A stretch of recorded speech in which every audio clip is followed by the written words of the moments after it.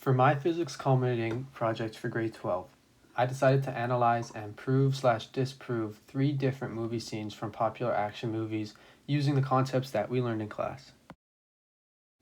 My first scene is from the movie The Bourne Supremacy.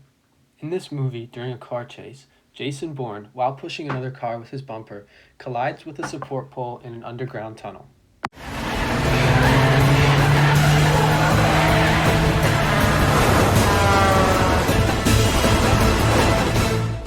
Bourne miraculously survives this result, and I will be checking it for realism. First, Bourne's momentum before the collision can be calculated. He is driving a VAZ2105 Lada Riva, which weighs 1,050 kilograms. The Lada is traveling at approximately 80 kilometers per hour or 22.22 meters per second. I chose this measurement because upon entering the tunnel, there is a speed limit sign that indicates 40 kilometers per hour, and while swerving in and out of cars, Bourne appears to be traveling at around double the speed of the cars on the road. Using these values, momentum can be calculated. The momentum comes out to be 23,331 kilograms times meters per second forwards. Next, we can use one of the kinematic equations to solve for the time of the collision, since we have V1, V2, and displacement, which is the crumple zone of the Lada and is researched to be half a meter. The time is calculated to be 0.05 seconds. The force experienced on impact can be calculated using the impulse momentum equation, which states that the change in momentum is equal to the impulse applied on impact. The force of impact comes out to be 466,620 newtons, and this level of applied force on impact is always deadly. The transfer of energy to Jason Bourne can also be calculated. Car crashes are always an example of inelastic collisions, which means that kinetic energy is not conserved. The Lada's initial kinetic energy can be calculated using the formula for kinetic energy, which is 1/2 mv squared. The initial KE of the Lada comes out to be 259,207 joules. During the collision, all the energy is lost due to heat, sound, or absorption as the car decelerates to 0 meters per second. The crumple zone on a Lada Riva is only responsible for absorbing 25% of a collision's kinetic energy, according to research, leaving 194,405 joules. Out of this energy, some of it will become heat, some of it will become sound, but a good chunk of it will also be absorbed by Jason Bourne himself. In conclusion, the force experienced on impact and energy absorbed by Bourne makes it extremely unlikely that he would be able to survive this collision, let alone walk away from it with only minor injuries as seen in the scene. This scene can also be analyzed using principles from pseudo-force and non-inertial reference frames. To check this scene for realism, first, the acceleration of the car needs to be found. Here is a free body diagram of the forces acting inside of the car. Using our known velocities and the crumple zone of half a meter, the acceleration of the frame of reference can be found, which is 493.73 meters per second squared backwards, or negative. Using FP equals MA4 and researching Matt Damon's weight, which is 63 kilograms, the magnitude of the pseudo-force, which is acting in the forward direction, can be calculated to be 31,104.99 newtons. Because Bourne is sitting down, the force of friction between him and the seat, countering the pseudo-force, can be calculated, although it is extremely minimal in comparison. The static coefficient of friction between the cloth upholstery seats and Bourne's linen pants is roughly 0.34. Using the formula FF equals mu Fn, the force of friction can be calculated to be 210.13 newtons backwards. Seatbelts, one of which Bourne can be seen to be wearing in the scene, on average, withstand about 22,000 newtons of force, and the average windshield can be broken with over 2,100 newtons of force. By minusing the force of friction, the magnitude force of the seatbelt, and the magnitude force of the windshield from the pseudo-force, we can see that there is 6,794.9 newtons left over, meaning that this collision was enough to send Bourne flying through the windshield.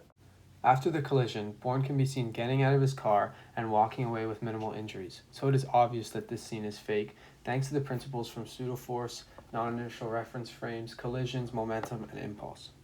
The next scene I chose was from Lord of the Rings, The Two Towers. In this scene, Legolas, an archer, played by Orlando Bloom, can be seen shooting an arrow and killing a character named Grima Wormtongue, who is standing on top of a tall tower. Your doom will be decided. I will not be held prisoner here.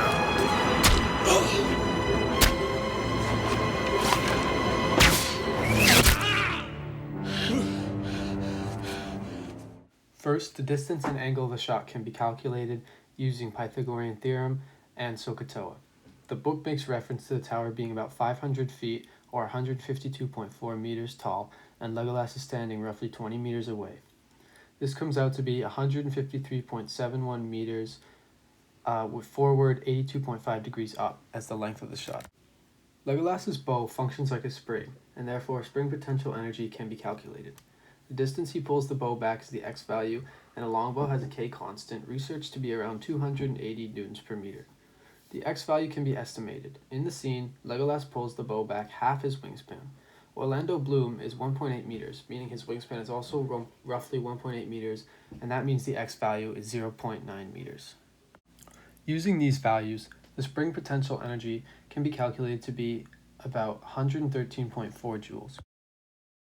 Using the law of conservation of energy, the velocity of the arrow can be calculated. The mass of a medieval arrow is researched to be on average 1,500 grains, which is equivalent to about 0.1 of a kilogram. Using the law of conservation of energy, the velocity comes out to 47.62 meters per second forward, 82.5 degrees up from the horizontal. To check the realism of this shot, you can solve for max height. To solve for max height, I rearranged for the formula h equals v sine theta squared over 2a. Using this formula, h comes out to be 111.9 meters. Since the height of the tower is 152.4 meters, this shot is physically impossible given the x and k values, which makes sense considering that medieval longbows typically only shot around 100 yards, or 91.44 meters. There are certain factors that are not taken into consideration, such as air resistance and wind, which would also likely play a significant role in the arrow's ascent, considering its minimal mass, and would further hinder this shot. For my final scene, in Hobbs and Shaw, during a car chase in London, Shaw makes a full U-turn around a stationary double-decker bus driving a McLaren 720S. The realism of the scene can be disproved and analyzed using forces and centripetal acceleration concepts learned in class.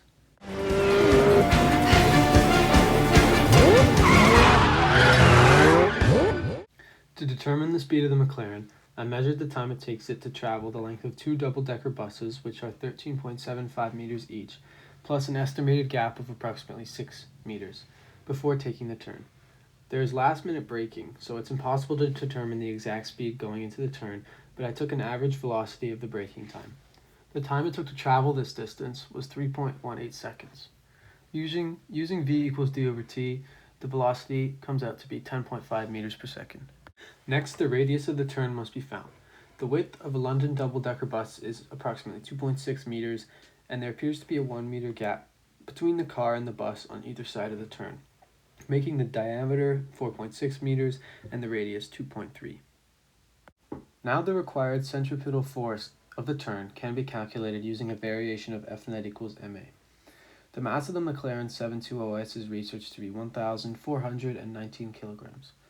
Using the known values, Fc comes out to be 68,019.5 newtons away from the center. This value can be compared to the maximum force of friction available. The kinetic coefficient of friction between the tires, which are rubber, and the dry asphalt is researched to be 0.8. Using these values, the force of friction comes out to 11,136.3 newtons. This means that since friction is significantly lower than the centripetal force, the McLaren would never be able to make this turn around the bus in reality, traveling at 10.5 meters per second with a radius of 2.3. When filmed, they must have shown the car driving at 10.5 meters per second and then shot a separate turn at a slower velocity.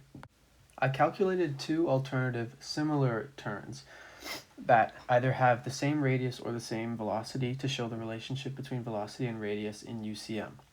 For the McLaren to make a turn at a radius of 2.3 meters as shown in the scene, it would have to be traveling at 4.2 meters per second or less. And for the McLaren to make a circular turn going 10.5 meters per second as shown in the scene, it would have to have a radius of 14 meters or more. In disproving the physics of these three scenes, I have shown that movies are not always what they are made out to be, and that they tend to stretch the boundaries of possible physics for entertainment purposes. Thank you for listening to my presentation on the material we covered this semester. I hope you enjoyed it.